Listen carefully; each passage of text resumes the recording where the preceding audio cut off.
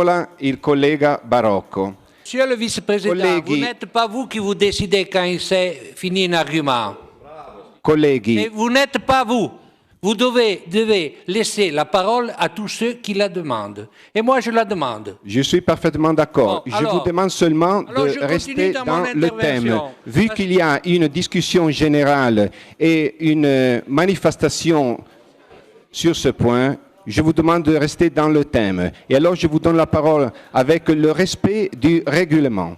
Oui, mais il n'y a pas de problème, je le connais. La parole au Je pense que collègue vous avez, Barocco. vous, des défauts sur la connaissance de votre rôle et du règlement.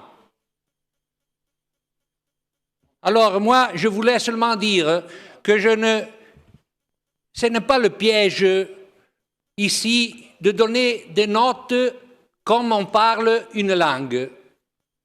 Parce que la langue, c'est un amour, c'est l'expression d'un peuple. Et alors là, si on veut donner des examens, il suffirait d'entendre l'italien employé par notre ministre aux Affaires étrangères. Alors là, il y en a pour tous. Mais le patrimoine du français, de notre langue du patois, ce n'est pas une question de notes de français, c'est une question de l'amour et de le pratiquer. Et si Madame la Présidente, il nous dit qu'il sait 30 ans qu'il ne le pratique plus, bon, on a pris acte et on l'invite à le pratiquer, sans donner des notes. Parce que ça, c'est un piège que les Valdôtains ont subi pendant plusieurs années. Et alors, il y a les gamins qui ne parlent pas français parce qu'ils ont toujours peur de la note.